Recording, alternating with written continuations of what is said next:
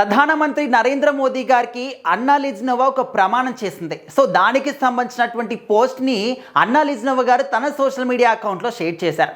Present చాలామంది కూడా పోస్ట్ని ఆసక్తికరంగా చూడడం కానీ, మళ్ళీ రీషేర్ చేయడం కానీ, దాని గురించి మాట్లాడుకోవడం కానీ చేస్తూ ఉన్నారు.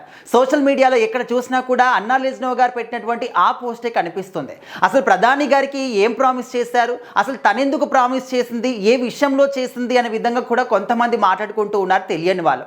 అయితే మనందరికీ తెలిసిందే, ప్రజెంట్ అయితే ఆంధ్రప్రదేశ్ ఉప ముఖ్యమంత్రి పవన్ కళ్యాణ్ గారికి రీసెంట్గా సర్జరీ అయింది కాబట్టి ఆయన ప్రజెంట్ మాత్రం రెస్ట్ తీసుకుంటూ ఉన్నారు. ఇలాంటి కార్యకలాపాల్లో కానీ, అటు పొలిటికల్గా లేకపోతే సినిమా పరంగా ఇక్కడ ఎవ్వరు కూడా దేంట్లో కూడా పాలు పంచుకోవట్లేదు, ఇంట్లో ఉండి విశ్రాంతి తీసుకుంటున్నారు.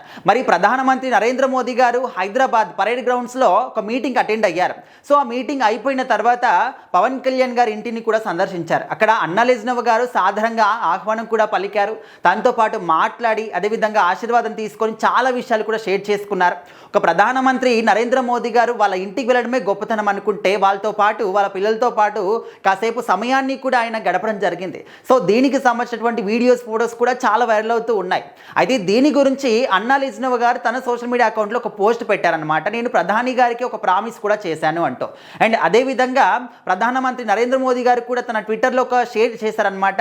ఏంటంటే, నేను పవన్ కళ్యాణ్ని కలవడం జరిగింది, తన ఆరోగ్యం గురించి తెలుసుకున్నాను, ప్రజెంట్ అయితే బాగానే ఉన్నాడు, అదేవిధంగా ఆరోగ్యంగా ఉండాలి అని చెప్పేసి కూడా కోరుకుంటున్నాను అనే విధంగా ఆయన పోస్ట్ పెట్టారు.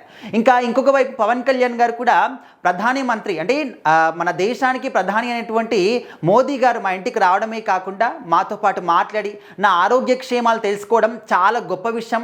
సో ఇంకా నేను ఎప్పుడూ కూడా జీవితాంతం రుణపడి ఉంటాను అని చెప్పేసి కూడా ఆయన ట్విట్టర్లో పోస్ట్ పెట్టారు.